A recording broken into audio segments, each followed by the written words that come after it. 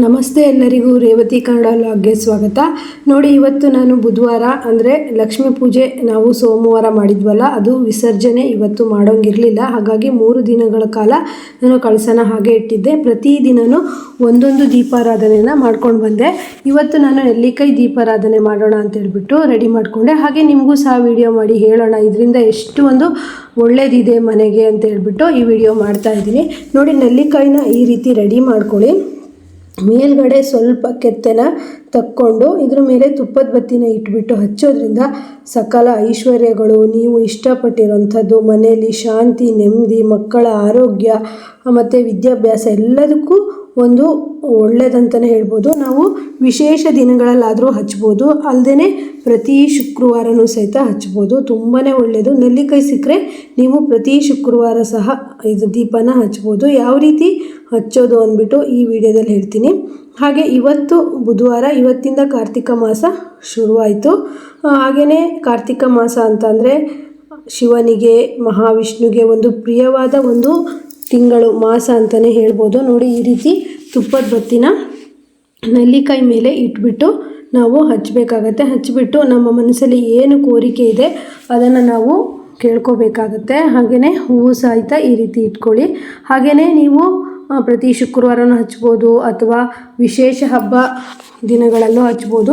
ನಾನು ಹೆಚ್ಚಾಗಿ ಹಬ್ಬ ದಿನಗಳಲ್ಲಿ ಹಚ್ತೀನಿ. ಅಂದರೆ ನಮಗೆ ಈ ವರ್ಷ ದೀಪಾವಳಿ ಅಂದರೆ ಲಕ್ಷ್ಮೀ ಪೂಜೆ ಸೋಮವಾರ ಸಂಜೆ ಮಾಡಿರ್ತೀವಿ, ಮಂಗಳವಾರ ವಿಸರ್ಜನೆ ಮಾಡೋದಕ್ಕೆ ಬರಲ್ಲ. ಹಾಗೆ ಬುಧವಾರ ಸಹಿತ ಹಬ್ಬ ಇರೋದ್ರಿಂದ ಇವತ್ತು ಸಹಿತ ಅದನ್ನು ವಿಸರ್ಜನೆ ಮಾಡೋಕ್ಕೆ ಬರಲ್ಲ. ಆದ್ದರಿಂದ ಇವತ್ತು ಸಂಜೆ ರಾತ್ರಿ ವಿಸರ್ಜನೆ ಅಂದರೆ ಹಾಗೆಯೇ ಸ್ವಲ್ಪ ಕಳಸನ ಅಲುಗಾಡಿಸಿಟ್ಟು ನಾಳೆ ಎಲ್ಲ ವಸ್ತುಗಳನ್ನು ತೆಗೆಯುವಂಥದ್ದು. ಹಾಗಾಗಿ ನಾನು ಇವತ್ತು ಸಹಿತ ಪೂಜೆ ಮಾಡಿಕೊಂಡೆ. ಹಾಗೆಯೇ ಪ್ರತಿದಿನವೂ ಒಂದೊಂದು ದೀಪಾರಾಧನೆನ ಮಾಡ್ಕೊಂಡು ಬಂದಿದ್ದೀನಿ.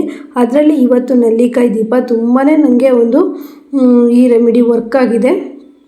ಏನಾದರೂ ಒಂದು ನನಗೆ ಮನಸ್ಸಲ್ಲಿ ಆಗಬೇಕು ಅನ್ನೋ ಒಂದು ಆಸೆ ಇದ್ದರೆ ನಾನು ನೆಲ್ಲಿಕಾಯಿನ ತಂದುಬಿಟ್ಟು ನೆಲ್ಲಿಕಾಯಿ ದೀಪನ ಹಚ್ಚುವಾಗ ಕೇಳಿಕೊಂಡು ಹಚ್ಚುತ್ತೀನಿ. ನಿಜವಾಗ್ಲೂ ಅದು ಇನ್ನೊಂದು ದೀಪಾವಳಿ ಅಷ್ಟೊತ್ತಿಗೆ ಈಡೇರಿರುತ್ತೆ. ಅಥವಾ ನಾನು ವರಮಹಾಲಕ್ಷ್ಮಿ ಹಚ್ಚಿದರೆ ಆವಾಗಲೂ ಸಹಿತ, ಇಲ್ಲದೆ ನಿಮ್ಮ ಮನೆ ಹತ್ತಿರ ಯಾವಾಗಲೂ ನೆಲ್ಲಿಕಾಯಿ ಸಿಗುತ್ತೆ ಅಂದರೆ ನೀವು ಪ್ರತಿ ಶುಕ್ರವಾರ ಹಚ್ಬೋದು. ನೆಲ್ಲಿಕಾಯಿ ದೀಪದ ಆರಾಧನೆ ತುಂಬಾ ಒಂದು ವಿಶೇಷವಾಗಿದ್ದು, ಅಲ್ಲದೆ ಲಕ್ಷ್ಮಿಗೆ ಪ್ರಿಯವಾಗಿರುವಂತಹ ಈ ಒಂದು ನೆಲ್ಲಿಕಾಯಿ, ಬೆಟ್ಟದ ನೆಲ್ಲಿಕಾಯಿ ತುಂಬಾ ಒಂದು ಶ್ರೇಷ್ಠವಾಗಿದ್ದು, ವಿಶೇಷವಾಗಿದ್ದು, ಅದರಲ್ಲೂ ನಮ್ಮ ಮನೆಯ ಅಭಿವೃದ್ಧಿಗೆ, ಮಕ್ಕಳ ಅಭಿವೃದ್ಧಿಗೆ ಅಥವಾ ಸಾಲದಿಂದ ತುಂಬಾ ಗೋಳಾಡ್ತಾ ಇದ್ದರೆ ಅದರಿಂದನೂ ಸಹಿತ ಒಂದು ಮುಕ್ತಿ ಸಿಗುತ್ತೆ. ನೀವು ನೋಡಿ, ಪ್ರತಿ ಶುಕ್ರವಾರ ಹಚ್ತಾ ಬನ್ನಿ. ಒಬ್ಬೊಬ್ಬರಿಗೆ ಬೆಟ್ಟದ ನೆಲ್ಲಿಕಾಯಿ ತುಂಬ ಅಪರೂಪ, ಸಿಗೋದೇ ಇಲ್ಲ. ಕೆಲವು ಕಡೆ ತರಕಾರಿ ಅಂಗಡಿಗಳೆಲ್ಲ ಸಿಗುತ್ತೆ. ನನಗಂತೂ ಪ್ರತಿ ವಾರ ತರಕಾರಿ ಅಂಗಡಿಯಲ್ಲಿ ಸಿಗುತ್ತೆ.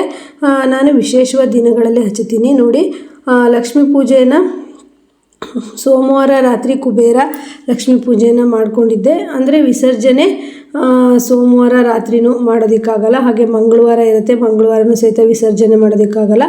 ಬುಧವಾರ ಸಂಜೆ ಪೂಜೆನ ಹಾಗೆಯೇ ಸ್ವಲ್ಪ ಕಳಸ ಕದಲಿಸಿಟ್ಟು ಗುರುವಾರ ಬೆಳಗ್ಗೆ ನಾವು ವಿಸರ್ಜನೆ ಮಾಡ್ಕೋಬೇಕಾಗತ್ತೆ. ಪ್ರತಿದಿನವೂ ಒಂದೊಂದು ದೀಪಾರಾಧನೆ ಮಾಡಿದ್ರೆ ತುಂಬಾ ಒಳ್ಳೆಯದು. ಅದರಲ್ಲೂ ಮನೇಲಿ ತುಪ್ಪದ ದೀಪದ ಆರಾಧನೆ ಇದೆಯಲ್ವ, ಮನೇಲಿ ತುಂಬಾ ಕಿರಿಕಿರಿ, ಜಗಳ, ಒಬ್ಬರು ಕಂಡ್ರೆ ಒಬ್ರಿಗೆ ಆಗ್ತಾ ಇರಲ್ಲ, ಈ ರೀತಿ ಎಲ್ಲ ಸಮಸ್ಯೆ ಇತ್ತು ಅಂತಂದರೆ ನೀವು ಕಾಮಾಕ್ಷಿ ದೀಪದಲ್ಲಿ ತುಪ್ಪವನ್ನು ಹಾಕಿಬಿಟ್ಟು ಹಚ್ಚುತ್ತಾ ಬನ್ನಿ.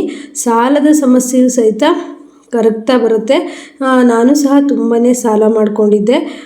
ಈ ರೀತಿ ಪ್ರತಿ ಶುಕ್ರವಾರ ನಾನು ಕಾಮಾಕ್ಷಿ ದೀಪ ಆಗಿರ್ಬೋದು, ನೆಲ್ಲಿಕಾಯಿ ದೀಪ ಆಗಿರ್ಬೋದು, ನನಗೆ ಆದಾಗೆಲ್ಲ ಹಚ್ಚಿ ನಾನು ಅಮ್ಮನ ಹತ್ರ ಬೇಡಿಕೊಂಡು ಈಗ ಸ್ವಲ್ಪ ಸಾಲದ ಒಂದು ಸಮಸ್ಯೆ ಅಂದರೆ ಕಡಿಮೆ ಆಗ್ತಾ ಬರ್ತಾಯಿದೆ.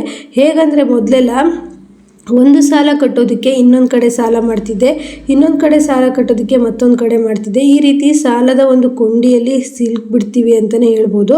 ನೀವು ಈ ರೀತಿ ದೀಪಾರಾಧನೆ ಮಾಡ್ತಾ ಬಂದ್ರಿ ಅಂದರೆ ನೀವು ಇರೋ ಸಾಲನ ನಿಧಾನವಾಗಿ ತೀರಿಸ್ಕೊಳ್ತಾ ಬರ್ತೀರಾ. ಮತ್ತೊಂದು ಕಡೆ ಸಾಲ ಮಾಡೋವಂಥ ಸಮಸ್ಯೆ ಇರಲ್ಲ. ಮಕ್ಕಳು ಸಹ ವಿದ್ಯಾಭ್ಯಾಸನೂ ತುಂಬ ಚೆನ್ನಾಗಾಗುತ್ತೆ. ಹಾಗೆ ಮನೆಯಲ್ಲೂ ಸಹಿತ ನೀವು ಅಂದ್ಕೊಂಡಿರೋ ಕೆಲಸಗಳೆಲ್ಲ ಆಗುತ್ತೆ.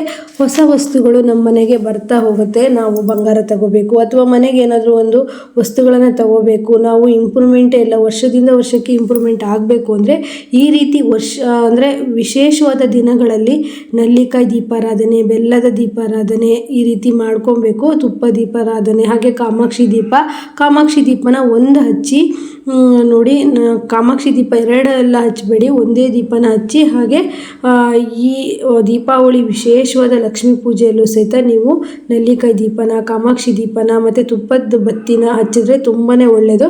ಹಾಗೆ ಇವತ್ತು ಯಾರಿಗೆ ಸಂಜೆಗೆ ನೆಲ್ಲಿಕಾಯಿ ಸಿಕ್ಕಲ್ಲ, ಹಚ್ಚೋದಕ್ಕಾಗಲ್ಲ ಅನ್ನೋರು ನಾಡಿದ್ದು ಶುಕ್ರವಾರ ತುಂಬ ವಿಶೇಷವಾದ ದಿನ, ನೀವು ನೆಲ್ಲಿಕಾಯಿ ತಂದುಬಿಟ್ಟು ದೀಪಾರಾಧನೆ ಮಾಡ್ಬೋದು. ಅಲ್ಲದೆ ಕಾರ್ತಿಕ ಮಾಸ 1 ತಿಂಗಳಿರುತ್ತೆ, ಹಾಗೆ ಶುಕ್ರವಾರ ಸಹ ಬರುತ್ತೆ. ಆವಾಗಲೂ ಸಹಿತ ನೀವು ತಂದು ದೀಪಾರಾಧನೆ ಮಾಡ್ಬೋದು. ಯಾವತ್ತೂ ನಿಮಗೆ ಆಗಿಲ್ಲ ಅಂದರೆ ತುಳಸಿ ಕಾರ್ತಿಕ, ಪ್ರತಿಯೊಬ್ಬ ಮನೆಯಲ್ಲೂ ಸಹಿತ ತುಳಸಿ ಕಾರ್ತಿಕನ ಮಾಡ್ತಾರೆ. ಅವತ್ತಿನ ದಿನ ಆದರೂ ನೀವು ನೆಲ್ಲಿಕಾಯಿ ದೀಪಾರಾಧನೆಯನ್ನು ಮಾಡಿ, ತುಂಬಾ ಒಳ್ಳೆಯದು. ಕನಕದಾರ ಸ್ತೋತ್ರ ಓದಿದ್ರೆ ನಮಗೆ ಎಷ್ಟು ಫಲ ಸಿಗುತ್ತೋ ಅಷ್ಟು ಫಲ ಈ ನೆಲ್ಲಿಕಾಯಿ ದೀಪವನ್ನು ಹಚ್ಚೋದ್ರಿಂದ ಅಷ್ಟು ಫಲ ಸಿಗುತ್ತೆ. ಆದಷ್ಟು ಮಟ್ಟಿಗೆ ನೆಲ್ಲಿಕಾಯಿ ಸಿಗುತ್ತೆ ಪ್ರತಿಯೊಂದು ಊರಲ್ಲೂ. ಸಿಕ್ಕಾಗ ನೀವು ವಿಶೇಷವಾದ ಇಂಥ ದಿನಗಳಲ್ಲಿ ದೀಪಾರಾಧನೆ ಮಾಡೋದು ತುಂಬಾ ಒಳ್ಳೆಯದು. ಅಲ್ಲದೆ ಕಾರ್ತಿಕ ಮಾಸ ಅಂತಂದರೆ ಶಿವನಿಗೆ, ವಿಷ್ಣುವಿಗೆ ತುಂಬಾ ಇಷ್ಟವಾದಂಥ ಒಂದು ತಿಂಗಳು. ನಿಮಗೆ ಸಾಧ್ಯವಾದರೆ ನಿಮ್ಮ ಮನೆ ಹತ್ತಿರ ಯಾವ ದೇವಸ್ಥಾನ ಹತ್ತಿರದಲ್ಲಿದೆಯೋ ಆ ದೇವಸ್ಥಾನಕ್ಕೆ ಸಾಧ್ಯವಾದರೆ 5 ದೀಪನಾದರೂ, ದೀಪ ಎಣ್ಣೆ ಬತ್ತಿನಾದರೂ ಕೊಟ್ಟು ದೀಪಾರಾಧನೆ ಮಾಡಿ ಬನ್ನಿ. ಅಟ್ಲೀಸ್ಟ್ ನಿಮಗೆ ಸಾಧ್ಯ ಆಗಿಲ್ಲ ಅಂದರೆ ದೀಪ ಎಣ್ಣೆ ಬತ್ತಿ ಇಷ್ಟನ್ನಾದರೂ ಕೊಟ್ಟು ಬನ್ನಿ. ನೀವು ಮನಸ್ಸಲ್ಲಿ ಏನು ಆಸೆಗಳಿರುತ್ತೋ ಅದನ್ನು ಈಡೇರುತ್ತೆ. ಹಾಗೆ ಬೇಡ್ಕೊಂಡು ಕೊಟ್ಟು ಬನ್ನಿ. ಅದರಲ್ಲೂ ವಿಶೇಷವಾಗಿ ಶಿವನ ದೇವಸ್ಥಾನಕ್ಕೆ ಮತ್ತು ವಿಷ್ಣು ದೇವಸ್ಥಾನಕ್ಕೆ ಕೊಟ್ಟರೆ ಅಂತೂ ತುಂಬಾ ಒಂದು ಒಳ್ಳೆಯ ಪ್ರತಿಫಲವನ್ನು ನೀವು ಕಾಣ್ತೀರಾ.